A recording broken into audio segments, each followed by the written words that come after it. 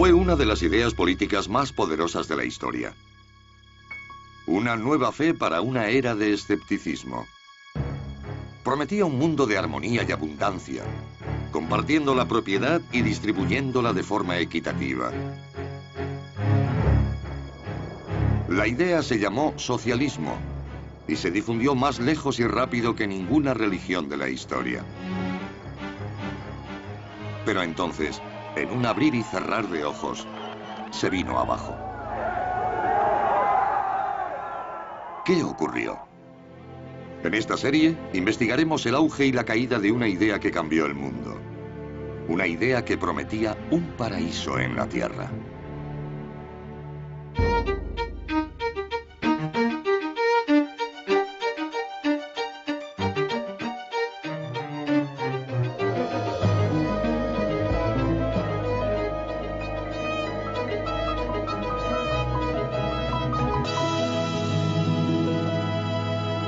Socialismo, el paraíso terrenal. La primera parte del siglo XIX trajo consigo la fe en un progreso humano sin límites. Se abandonaron las viejas ideas basadas en la religión y la superstición a favor de otras nuevas supuestamente fundamentadas en la ciencia y el pensamiento racional. Una de esas ideas recibió el nombre de socialismo. Hola, soy Ben Wattenberg. Bienvenidos a Socialismo, el paraíso terrenal. En esta primera entrega, un reformador británico crea un modelo de utopía en la frontera americana. Poco después, dos filósofos alemanes reestructuran la idea como profecía, afirmando que el socialismo es el destino del mundo. Comienza el siglo XX y la Revolución Rusa se propone cumplir la profecía a cualquier precio, incluyendo asesinatos en masa. Mientras, los reformistas pacíficos de Europa y Norteamérica responden de forma diferente a la llamada del socialismo. Y así empezamos, en América. Estados Unidos aún no tiene 50 años de vida. Abundan los terrenos en el oeste, un imán para nuevos pobladores y nuevas ideas.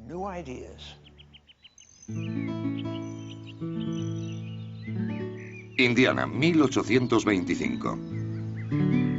A orillas del río Wabash se desarrollaba un gran experimento. Se llamó New Harmony y sería una comunidad de igualdad. Presagiaba una nueva forma de vida y con el tiempo, un nuevo mundo. Su fundador fue un industrial británico llamado Robert Owen y sus seguidores pronto acuñarían un nombre para su visión: socialismo. Cuando Robert Owen llegó a Norteamérica ya era famoso por sus ideas progresistas. Su fábrica de tejidos de New Lanark, Escocia, era la empresa más conocida de la época.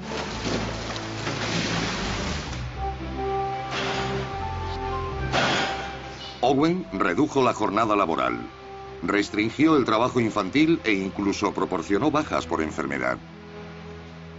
No solo se preocupaba por cómo trabajaban sus 2000 empleados, también por cómo vivían.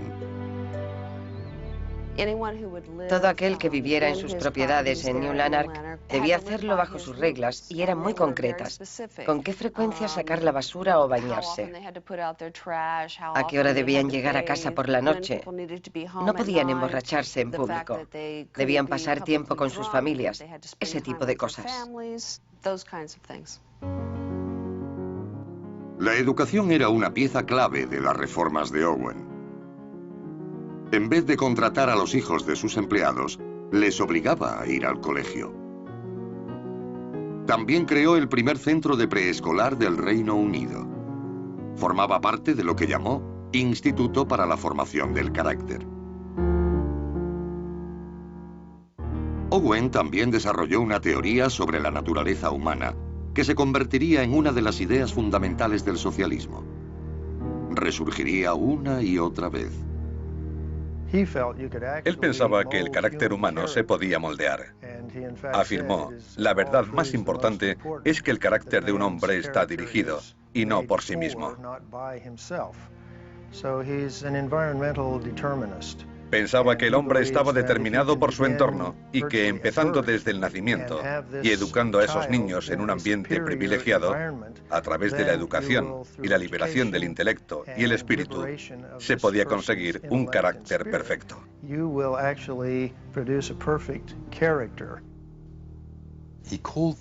Lo llamó el segundo advenimiento de la verdad. Él creía ser el segundo Mesías. Pero a diferencia de Jesús, que solo podía expresar la verdad con parábolas, Owen podía decirla literalmente porque contaba con la ciencia. La gente se tomó a Owen muy en serio. Cuando llegó a América en 1825, se convocó una sesión en el Congreso para escuchar sus ideas. Ante una audiencia que incluía al presidente James Monroe y al futuro presidente John Quincy Adams, Owen anunció que había adquirido un pueblo en Indiana. Allí continuaría el trabajo iniciado en New Lanark, pero esta vez su comunidad sería de verdadera igualdad.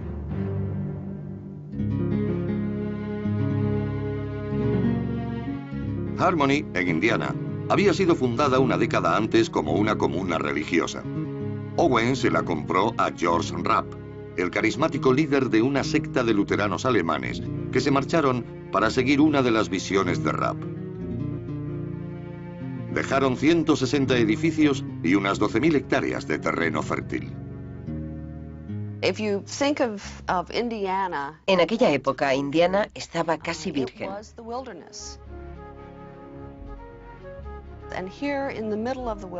Y allí, en medio de la naturaleza, había una bonita población con casas de ladrillo y madera y una magnífica iglesia cruciforme en el centro. Era muy avanzada. Entonces se la llamó la Atenas del Oeste. El 27 de abril de 1825, Robert Owen dio la bienvenida a 800 personas a la ciudad que había rebautizado como New Harmony. Los intelectuales se sintieron especialmente atraídos por este lugar. El pueblo pronto se convirtió en centro del pensamiento progresivo y la experimentación. Había educación a todos los niveles, desde la infantil hasta la de adultos. Publicaban un periódico. Había naturalistas explorando el entorno de la ciudad. Escribían libros de ciencia natural para mostrar a la gente las maravillosas especies del Medio Oeste. Se daban conferencias sobre la igualdad de derechos para las mujeres y sobre la abolición de la esclavitud. Corrían los años 1827 y 1828. Para hacerlo coincidir con el 5º aniversario de la Declaración de Independencia en julio de 1826, Owen hizo público lo que veía como el siguiente paso en la liberación de la humanidad: la Declaración de la Independencia Mental. A partir de ese momento, proclamó, el hombre se liberaba de la trinidad de males responsables de todos los vicios y sufrimientos del mundo: la religión tradicional, el matrimonio convencional y la propiedad privada. El último era la clave. La idea de terminar con la propiedad privada animaría al socialismo durante los siguientes 150 años. I think that Robert Owen arrived slowly at the conclusion. Robert Owen llegó poco a poco a la conclusión de que la propiedad y el beneficio individual estaban minando las oportunidades de crear una nueva sociedad.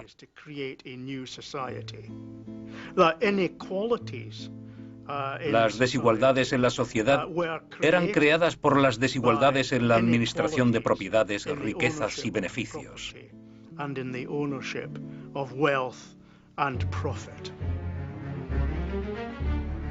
Owen no cedió sus propiedades a la comunidad, pero la gente empezó a vivir allí de forma gratuita. Todos los bienes se distribuían en el almacén del pueblo. No era el sistema más eficaz. Un miembro de New Harmony llamado Paul Brown escribió: Incluso las ensaladas eran depositadas en el almacén para repartirlas, dando 10.000 pasos innecesarios y haciendo que llegaran a la mesa en estado lamentable. Al poco tiempo, muchos miembros perdían entusiasmo por el experimento. Uno de los problemas de New Harmony fue que era un grupo grande de idealistas en un lugar aislado. Pasaban mucho tiempo pensando sobre el ideal de la comunidad perfecta. Al final, había muchos pensando y pocos trabajando. Nadie trabajaba. Al poco tiempo, las industrias que habían prosperado con los seguidores de George Rapp quebraban o cerraban.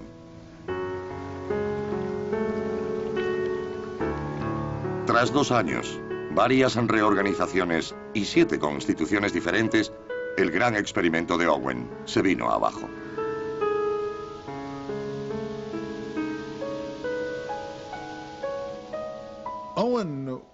Owen tardó en asumir el fracaso de New Harmony. Durante meses, cuando la gente que lo rodeaba, incluidos sus hijos, le decía que todo se estaba desmoronando, no dejaba de decir que todo iba muy bien. Al final no pudo continuar con sus pretensiones porque la gente empezó a irse. Owen encontró una excusa culpando a la gente que llegó a New Harmony de ser material humano pobre para su experimento. El hijo de Owen, Robert Dale, permaneció en New Harmony tras su declive. Tenía un concepto diferente del experimento de su padre. Escribió: todo esquema de cooperativa que proporcione igual remuneración al hábil y trabajador que al ignorante y ocioso debe labrarse su propia ruina por su injusto plan. Eliminará necesariamente a los miembros valiosos y se quedarán solo los imprevisores, los no cualificados y los malos.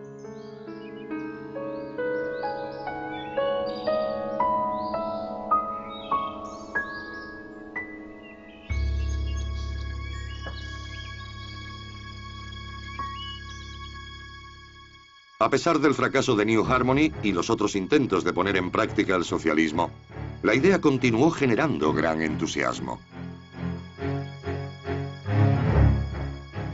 Pronto, 2 filósofos aceptarían la utopía y la convertirían en fe, afirmando que el socialismo no era solo deseable, sino inevitable.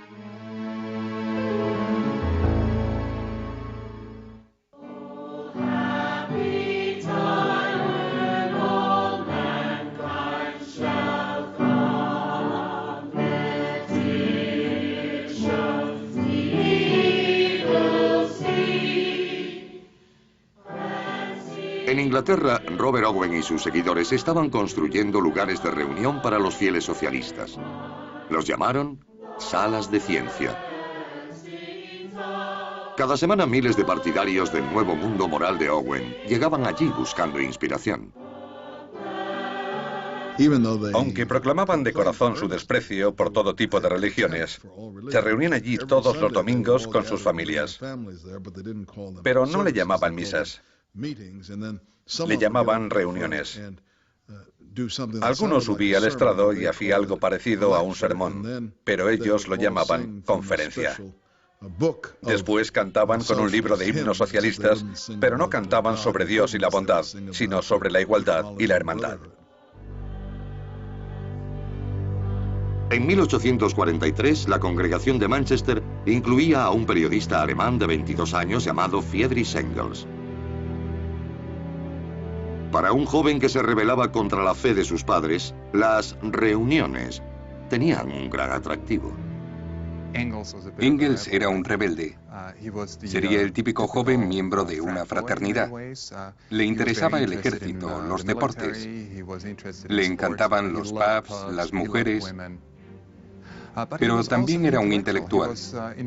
Era el tipo de persona que enseguida se reconoce como un líder, como alguien que congrega gente a su alrededor. En Alemania, Engels se reunía con los radicales. y su padre quería alejarlo de la mala influencia de sus amigos. Se le ocurrió enviarlo a Inglaterra, a Manchester, donde el negocio familiar tenía una sucursal. Y Fred accedió. Pero su padre no sabía que su hijo y sus amigos radicales habían llegado a la conclusión de que la revolución iba a estallar en Inglaterra y Fred quería estar allí para tomar parte en la acción.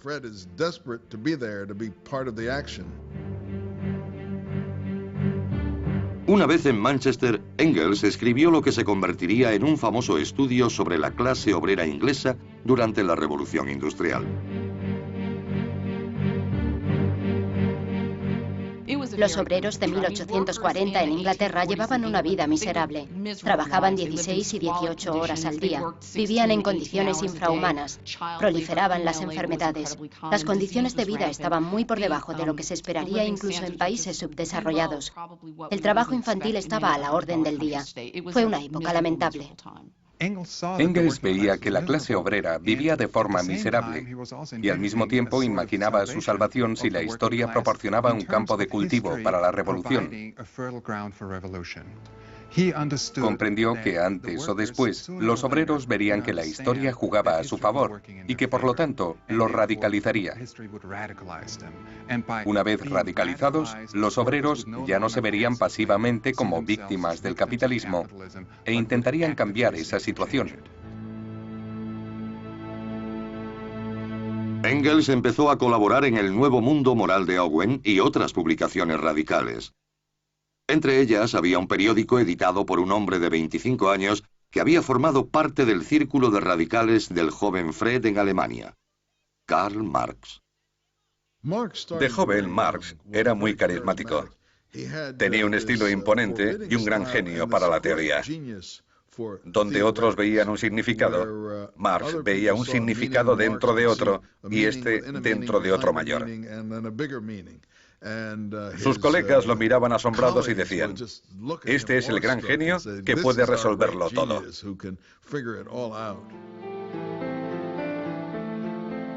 A Marx no le interesaban demasiado las ideas de sus colegas. Pero uno de los artículos de Engels llamó su atención. Los dos hombres empezaron a cartearse y en el verano de 1844 decidieron encontrarse en París. Fue el principio de una de las amistades más fructíferas, intelectualmente hablando, de la historia. Marx era el profeta. Su personalidad y su naturaleza lo convertían en una figura exuberante y carismática. Engels admiraba sus ideas. Pero fueron sus primeros trabajos e investigaciones los que pusieron los cimientos sobre los que se basó posteriormente el marxismo. Engels apoyó a Marx, no solo a través de su investigación, sino también económica y psicológicamente. Sin Engels no hubiera existido el marxismo.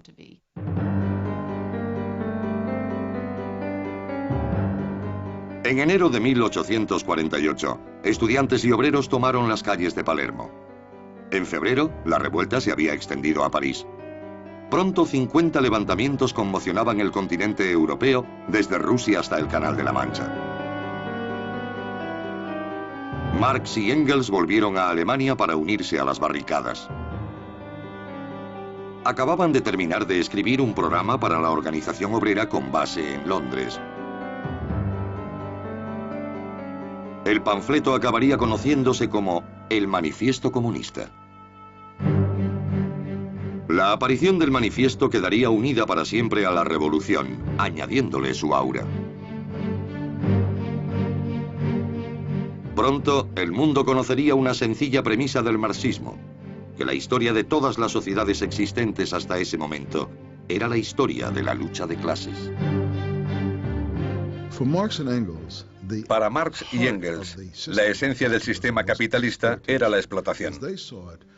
Como ellos lo veían, los obreros eran los que hacían los productos que salían de las fábricas, pero los capitalistas eran los que se llevaban todos los beneficios. Ellos hablaban de los medios de producción, el término marxista para la maquinaria y las fábricas. Eso era muy injusto. El único modo de rectificar era que los obreros se unieran y arrebataran las fábricas a los capitalistas para poder quedarse con el beneficio de los productos que ellos creaban. El Manifiesto Comunista predijo que mientras el capitalismo progresara, La clase obrera sería cada vez mayor y más pobre, tanto que la revolución sería inevitable. El resultado sería el socialismo, un nuevo estado obrero donde la gente contribuyera según su capacidad y recibiera según sus necesidades. Con el tiempo, el gobierno mismo sería innecesario y daría paso a una nueva sociedad sin patria, a la que Marx y Engels llamaron comunismo. Marx y Engels propugnaban que aunque el obrero llevara una vida miserable y la lucha política pareciera desesperada, la historia se abría paso hacia ese final, y eso daba al marxismo su increíble fuerza. Muchos socialistas aceptaron el argumento. El Manifiesto Comunista se convertiría en uno de los panfletos más influyentes jamás publicados, con traducciones a todos los idiomas europeos con el cambio de siglo.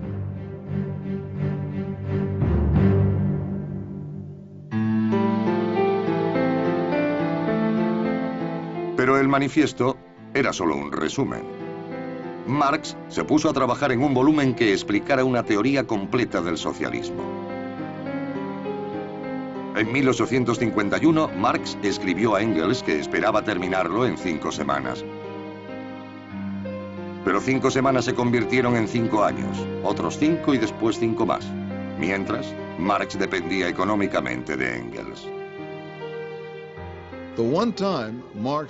La única vez que Marx consiguió un trabajo fue como corresponsal del New York Tribune, pero no hablaba inglés, por lo que no podía escribir los artículos en ese idioma. Engels sí lo hablaba, así que hizo de negro de Marx un buen número de años, hasta que alcanzó el nivel necesario para escribirlos él mismo. Marx tardó casi 20 años en terminar su obra maestra. En 1867 acabó el primer volumen de El Capital, prometiéndole más volúmenes. El libro pronto sería aclamado como un gran avance en el pensamiento político y económico. En el desarrollo científico de la época, y hablamos del siglo XIX, Marx había logrado, al menos para muchos socialistas, lo que Darwin había conseguido en la biología.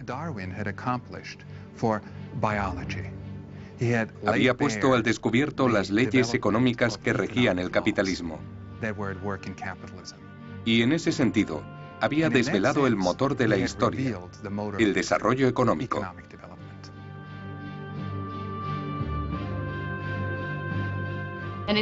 Gracias a Marx tenemos este sentido económico de la historia.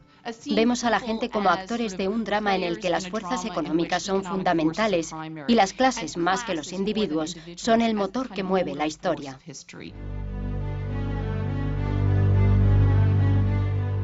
Engels sobrevivió 12 años a Marx.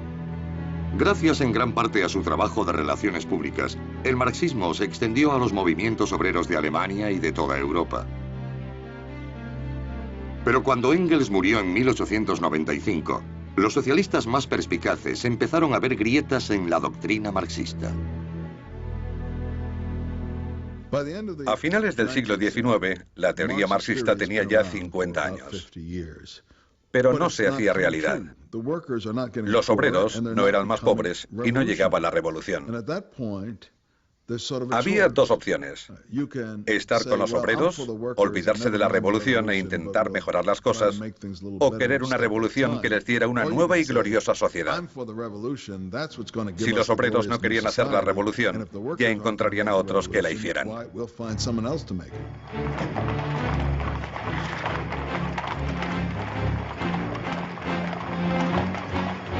Mientras el siglo XIX llegaba a su fin, dos hombres muy diferentes defenderían cada una de las opciones. El movimiento se dividiría en dos.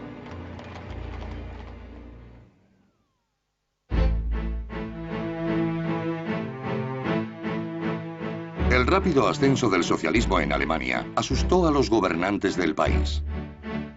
En 1878 el canciller Otto von Bismarck prohibió toda actividad socialista, obligando a exiliarse a muchos miembros del Partido Socialdemócrata. Entre ellos, un joven bancario de nombre Edward Bernstein. Pronto se convirtió en director del periódico clandestino del partido, primero en Suiza y después en Londres. Cuando Bernstein llegó a Inglaterra, se puso en contacto con Marx y Engels, que a su vez se entusiasmaron con sus ideas. Cuando murió Marx, Engels pidió a Bernstein que hiciera un cuarto volumen de El Capital con las notas de Marx. Cuando Engels murió, también le pidieron ser uno de sus albaceas. Estuvo muy unido a estos dos hombres y en el periodo posterior a sus muertes fue considerado uno de los socialistas internacionales más importantes. Pero Bernstein vivió una era muy diferente a la de sus mentores. Los modos de vida estaban cambiando, y no precisamente como había predicho Karl Marx. Bernstein no tardó en empezar a cuestionarse su fe en el marxismo. Pensaba que el capitalismo estaba evolucionando hasta incluir cada vez más a la clase obrera. Tenía pruebas empíricas que demostraban que la clase obrera no era cada vez más pobre. Por lo tanto, demostró que la visión marxista estaba equivocada en algo.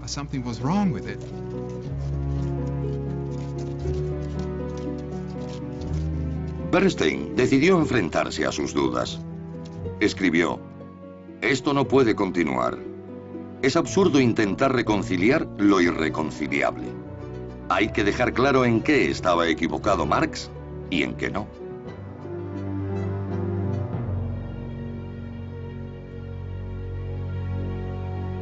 La crítica de Bernstein empezó a ser conocida como revisionismo y provocó un debate urgente entre socialistas de todo el mundo. Bernstein decía, lo que se entiende normalmente como el objetivo final del socialismo no es nada para mí, el movimiento lo es todo. Eso provocó consternación en el partido, porque la gente pensaba que Bernstein había renunciado a su gran objetivo, y ese gran objetivo, tal como lo conocemos, era el fracaso del capitalismo. A Bernstein ya no le interesaba o no creía en la caída del capitalismo.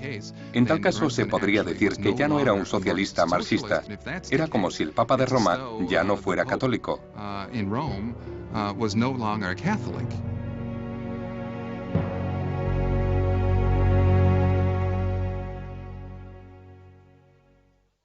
A miles de kilómetros, un hombre de 29 años seguía el debate exiliado en Siberia.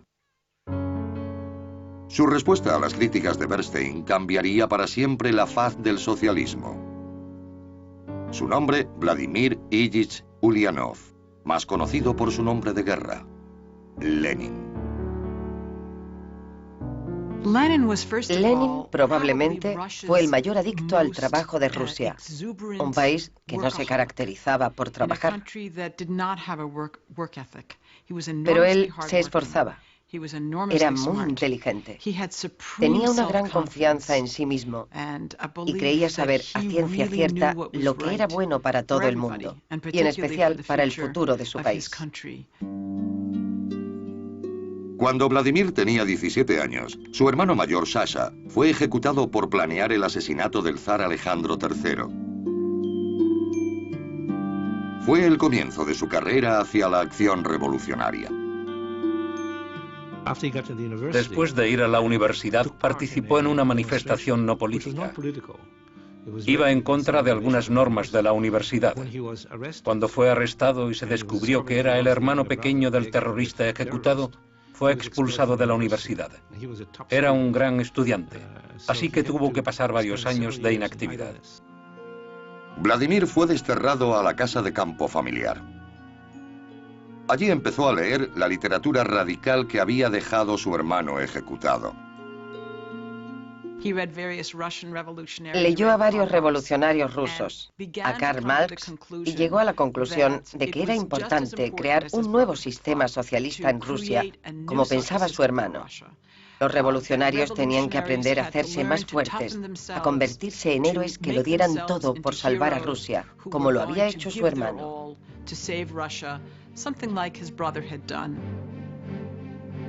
La actividad revolucionaria de Vladimir le llevaría a tener más problemas con la ley. Cuando leyó los escritos de Edward Bernstein, casi una década después, volvía a estar en el exilio, esa vez en Siberia. Su vida giraría entonces en torno a un solo objetivo: la revolución. Lenin solía estar furioso. Era su personalidad.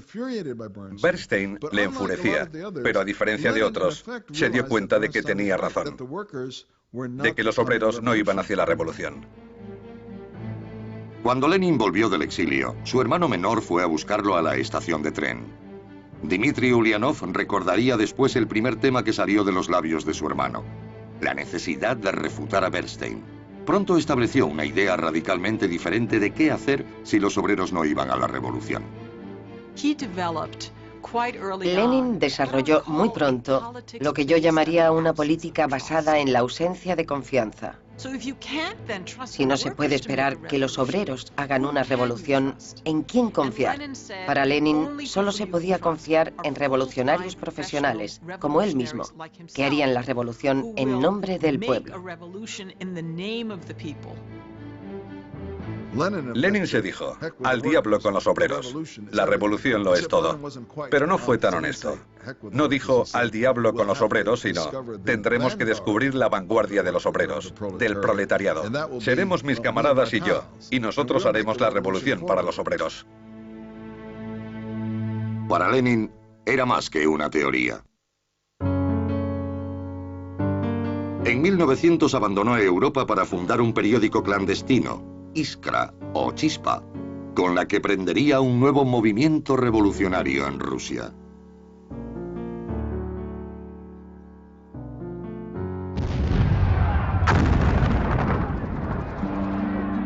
En el verano de 1914, 50 años de paz en Europa llegaban a un sangriento final. Todo el continente se vería envuelto en el conflicto más violento que el mundo haya visto. La Gran Guerra golpeó a Rusia con especial dureza. Hubo una crisis en el transporte, inflación. En las ciudades del norte, especialmente en la capital, San Petersburgo, había escasez de alimentos y combustible. Fue un invierno muy duro. A principios de 1917, el suelo se desmoronaba bajo el régimen zarista. Mientras las tropas rusas luchaban contra Alemania en el oeste, las huelgas y protestas se extendían por todo el país. En Petrogrado se amotinó un grupo de soldados. Fue el principio de lo que se conocería como la Revolución de Febrero. Para evitar un levantamiento similar en el frente, el zar abdicó del trono. El poder cayó en manos de un gobierno liberal provisional.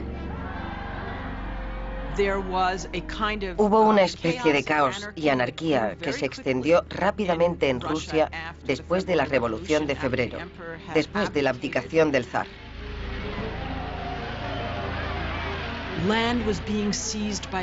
La tierra había sido tomada por los campesinos. Pueblos pequeños declaraban su independencia y hacían sus propias banderas. Parecía que todos los vínculos que unen a la sociedad, el miedo, la lealtad, la tradición, se desvanecían y Rusia se desintegraba en pedazos. Muchos socialistas rusos dieron la bienvenida al nuevo gobierno liberal, pero no Lenin. Había vivido en el exilio en Europa durante casi 15 años, a veces incluso viajando disfrazado. Había trabajado para reforzar y formar un nuevo partido en Rusia, el bolchevique, ordenando incluso robos a bancos y extorsionando para financiar las actividades del partido. Ahora veía la oportunidad que estaba esperando. El 25 de octubre de 1917 los bolcheviques atacaron.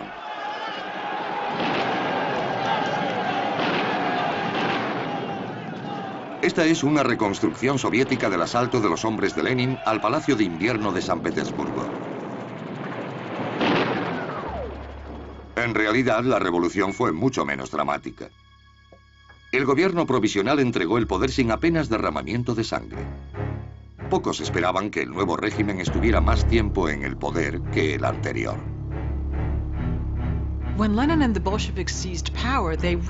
Cuando Lenin y los bolcheviques tomaron el poder, eran una minoría.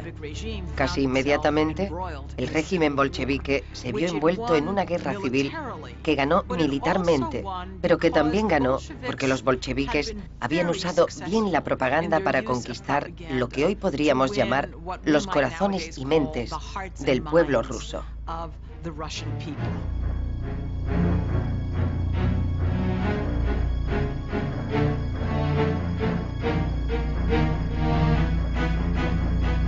A través de carteles, folletos y discursos, Lenin intentó convencer a los rusos de quiénes eran los enemigos del pueblo y quiénes sus salvadores.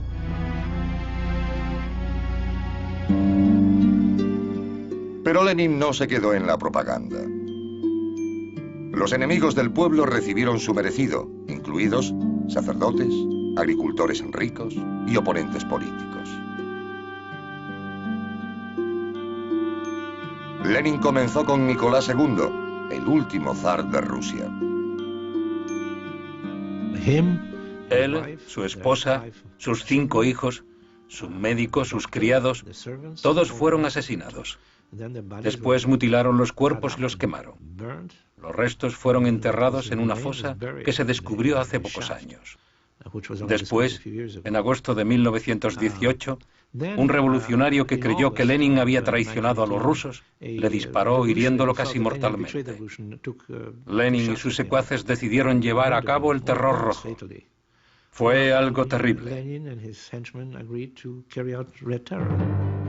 Sacaron a mucha gente de prisión, entre ellos a presos políticos, que no habían sido juzgados y que no habían hecho nada contra los bolcheviques, y los fusilaron. Aquella noche mataron a cientos de personas. Muchos otros se vieron desterrados a campos de trabajos forzados. Con Joseph Stalin, el sistema sería conocido como el Gulag. Parte del terror rojo consistió en meter a todos los miembros de la oposición en campos de concentración a las afueras de las grandes ciudades. Fueron los primeros campos y a partir de ellos se desarrolló el sistema Gulag. Fueron precursores de lo que habría después en el régimen de Stalin. El zar había sido tachado de tirano por ejecutar a un grupo de radicales violentos. Con Lenin y sus seguidores, millones de personas morirían a manos del Estado. Es difícil calcular cuántas personas murieron bajo Lenin y Stalin, porque había muchas formas diferentes de morir. Hubo gente que lo hizo en los campos, otros que fueron ametrallados en los bosques, hubo gente que murió deportada y otra de hambre. Si se suman todos, el número sería de decenas de millones. Lenin en general no sentía simpatía por los seres humanos tal como eran. Creía, como otros, que a través de la educación y las leyes se podía conseguir que la gente rechazara la propiedad privada. Quería crear nuevos seres humanos. La raza humana existente estaba tan podrida que acabar con ella era algo progresista. Entre el terror y la guerra, Lenin estaba construyendo un sistema de gobierno desconocido hasta entonces. Junto con el antiguo régimen, fueron borradas por completo las industrias capitalistas rusas, bancos e iglesias. En su lugar, una única institución, el partido. La mayoría de los bolcheviques no tenían experiencia en negocios o administración, pero idearon un plan para dirigir el país con la quinta economía y la tercera población más grandes del mundo. Los resultados no fueron precisamente un paraíso terrenal. En 1920 se podía decir que la sociedad civil y la civilización habían llegado a un punto muerto.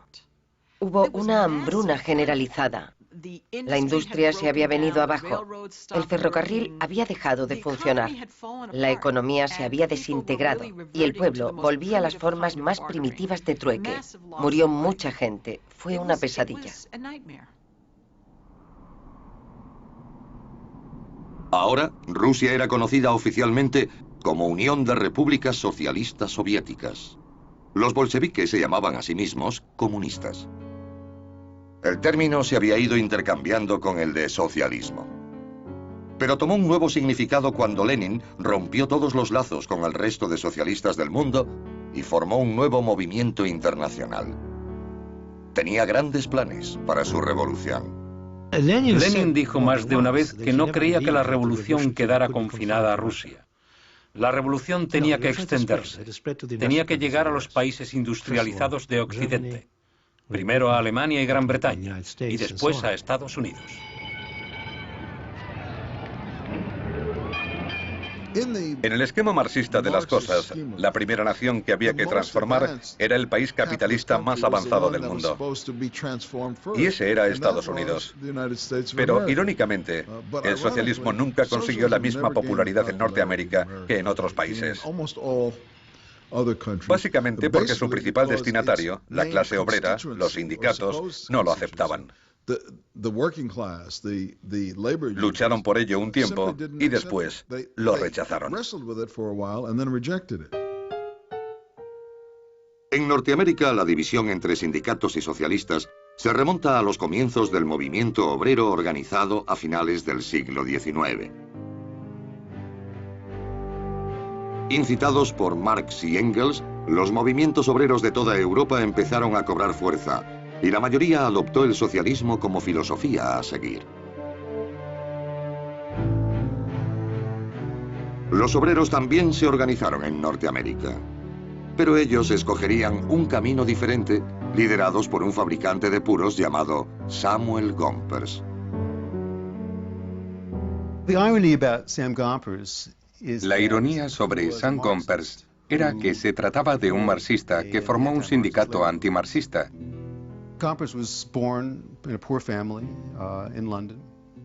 Gompers había nacido en una familia pobre en Londres y se había mudado a Estados Unidos en la adolescencia. Trabajó en la fabricación de puros y siempre había sido socialista. Había leído a Marx, a Engels y a otros clásicos del socialismo europeo. Creía que el mejor modo de organizar a los obreros para que exigieran su emancipación, la mejor manera de lograr el socialismo, era fortaleciendo los sindicatos. Gompers rechazaba la idea de que los obreros necesitaran intelectuales radicales para ayudarles a lograr sus objetivos. Creía que las mejoras para los obreros debían llegar fundamentalmente a través de ellos mismos. Veía el peligro de hacer complicadas alianzas con intelectuales que no entendían que experimentar con el movimiento obrero era experimentar con la vida humana.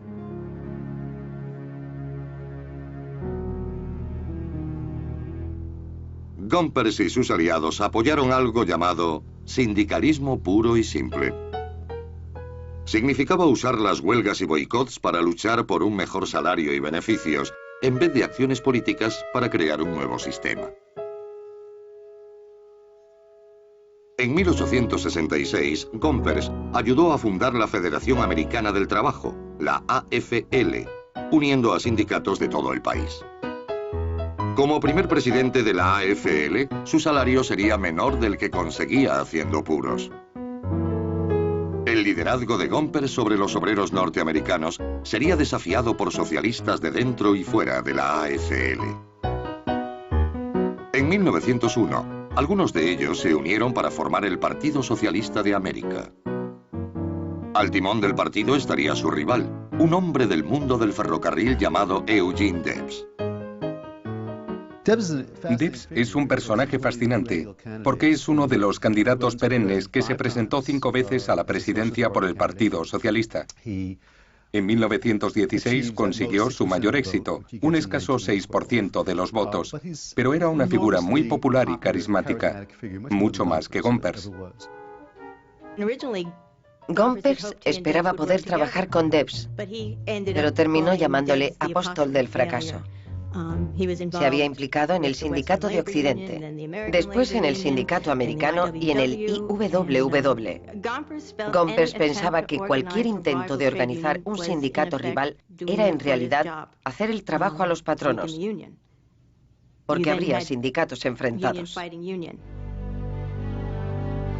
En 1903, la Federación Americana del Trabajo representaba a más de 1,5 millones de afiliados y se había convertido en una fuerza a tener en cuenta en la vida norteamericana. En la convención de la AFL de ese año, Gompers se separó de sus antiguos aliados. Quiero deciros, socialistas, que llevo 30 años estudiando vuestra doctrina, que he estado asociado con muchos de vosotros. Quiero deciros que estoy en total desacuerdo con vuestra filosofía. Económicamente es poco sólida, socialmente está equivocada e industrialmente es imposible.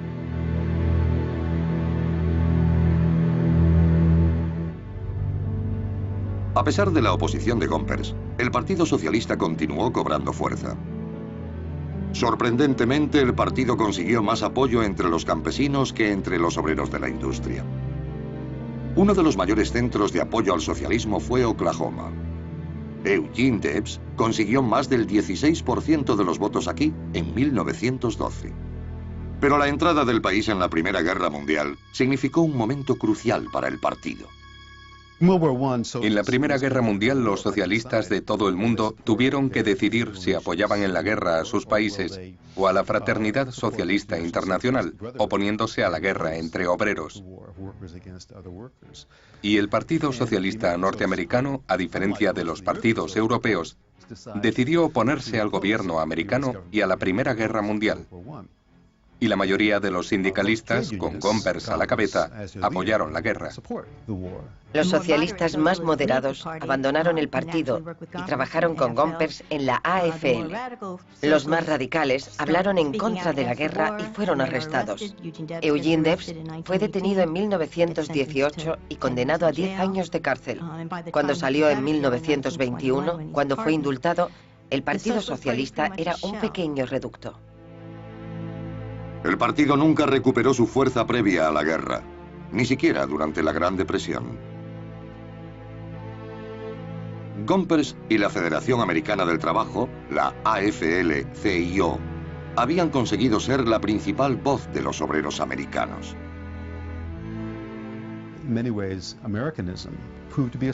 El americanismo demostró ser un sustituto del socialismo para muchos trabajadores. Después de todo, siempre ha defendido que el ciudadano medio pueda conseguir lo que quiere, que todos puedan disfrutar de un nivel de vida parecido. La idea de igualdad de clases reforzó el socialismo en Europa, pero también formó parte de la visión norteamericana. Se puede decir que el americanismo mató al socialismo y lo hizo innecesario para muchos obreros del país.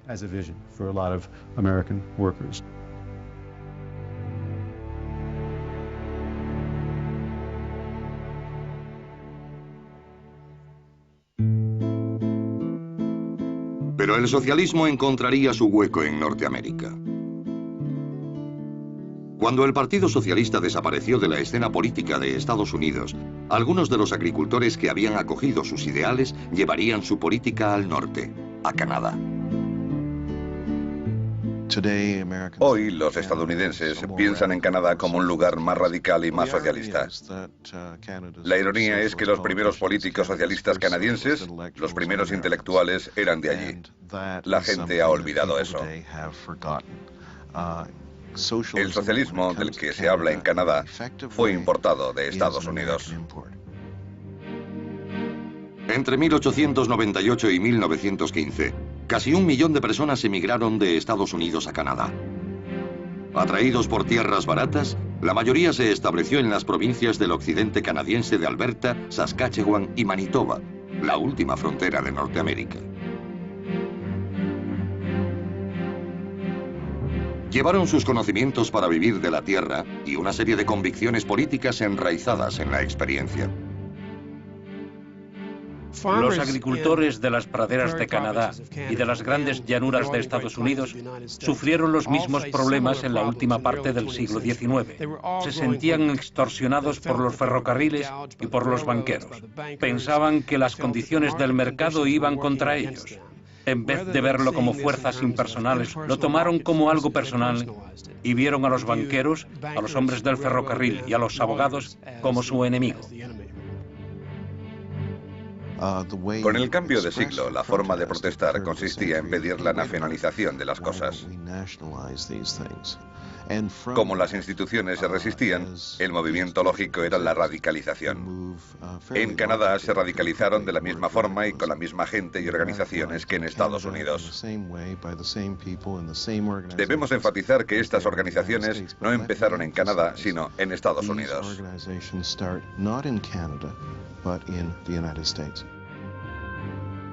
Todas las grandes organizaciones de agricultores de Estados Unidos resurgirían en Canadá de una u otra forma. En los años 20, estas organizaciones y sus sucesoras empezaron a hacerse oír en las provincias de las llanuras.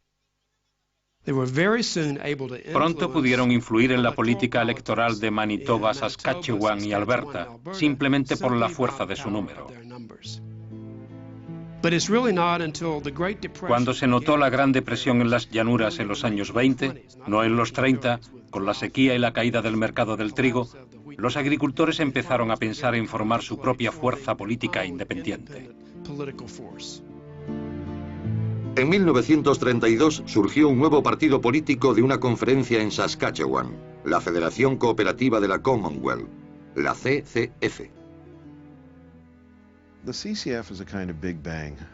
La CCF tuvo un gran impacto entre los agricultores radicales, sindicatos e intelectuales socialistas.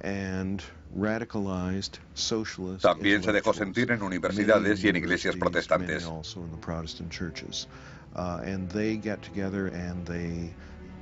Todos se unieron y escribieron un programa que llamaba la socialización de los medios de producción y de las finanzas. Es un programa socialista clásico. El partido moderaría después su programa apelando a una base más amplia. En 1944, el CCF barrió en las elecciones provinciales de Saskatchewan, convirtiéndose en el primer gobierno socialista de Norteamérica y dejando una huella indeleble en la política canadiense. La CCF permaneció en el poder en Saskatchewan hasta 1964. Uno de sus últimos actos fue aprobar un sistema social de sanidad con tal impacto que impulsó a la política canadiense en esa dirección a finales de los años 60. Estas ideas fueron adoptadas por el Partido Liberal de Canadá, quien finalmente importó el sistema de seguridad social a su país.